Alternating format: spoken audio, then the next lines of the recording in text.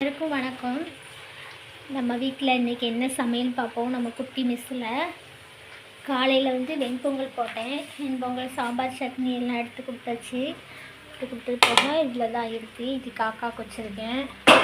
அப்புறம் சாதம்லாம் வச்சு 2-3 பேருக்கு கொடுத்து விட்டாச்சு. இது திரும்ப வச்சுருக்கேன் எல்லாருக்கும் கொடுக்க. இதெல்லாம் ரசம் ஊற்றுறதுக்கு.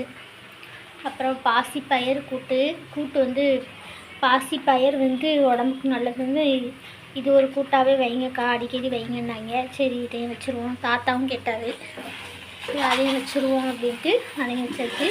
சாம்பார் தான் வச்சுருக்கேன். சாம்பார் வச்சு வெண்டைக்காய் பொரியல், அதுக்கப்புறம் உருளைக்கிழங்கு பொரியல், கொஞ்சம் டீ இருக்குது சூடாகி கொடுக்கணும். அப்பளம்லாம் பொரித்து கவரில் அடைச்சி வச்சிட்டேன். இன்றைக்கி நம்ம குட்டி மிஸ்ஸில் இதாங்க சாப்பாடு. மதிய சமையல், காலையில் சமையல்.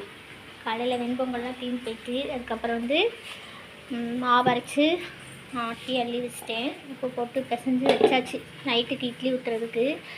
நம்ம இப்போ மணி 11:30 ஆகுது. கோயிலுக்கு கிளம்ப போகிறோம். ராகவேந்திராவுக்கு இன்றைக்கி ராகவேந்திரா அவங்களுக்கு இன்றைக்கி பிறந்த நாள்.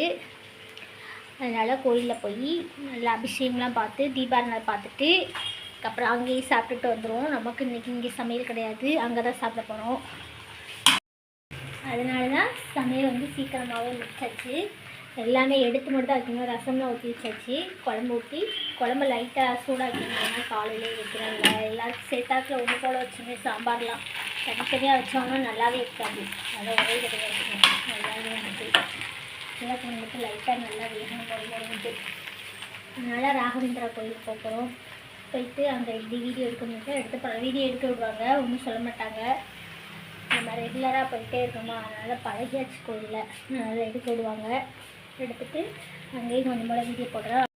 இங்கே பாருங்கள், அரிசியும் உளுந்தும் ஒன்றா போட்டு அரைக்கிறிய மாவு பொங்குமா இட்லி வருமா அப்படின்னு கேட்டாங்க. ரெண்டையும் சேர்த்து ஒன்றா தான் போட்டேன் பார்த்துக்கோங்க. அரைச்சட்டிக்கு தான் மாவு இருந்துச்சு. நான் அள்ளி உங்களுக்கு நான் உப்பு போட்டு பேசும்போது காட்ட மறந்துட்டேன். ஏன்னா கோயிலுக்கு போனேன்னா இன்றைக்கி ராகவேந்திரா சுவாமிக்கு பிறந்தநாள். அங்கேயே அங்கேயே சாப்பிட்டு வந்தாச்சு ஒன்று செஞ்சுட்டு. அதனால் நான் உங்களுக்கு இதை வீடியோ எடுக்க மறந்துட்டேன், நேரம் ஆயிடுச்சு அப்படின்ட்டு.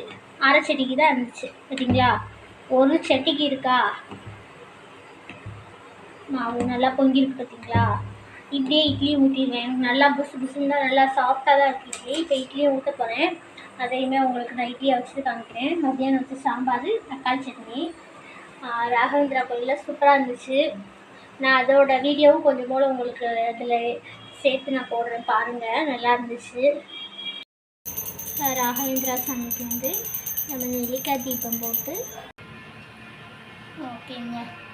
அவ்வளோதான் நம்மளால் வீடியோ எடுக்க முடியுது. கோயிலில் போய் பார்த்து வீடியோ இருக்கும். இப்போ பார்த்தீங்களா இட்லி எப்படி வந்துருக்குன்னு.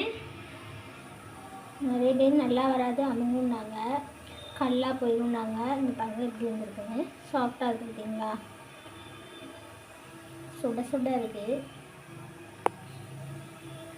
ஓகேங்க, இட்லி வச்சதையும் பார்த்தீங்களா சாஃப்டாக இருக்கா. ஓகேங்க, அடுத்த வீடியோவில் பார்ப்போம். பாய்.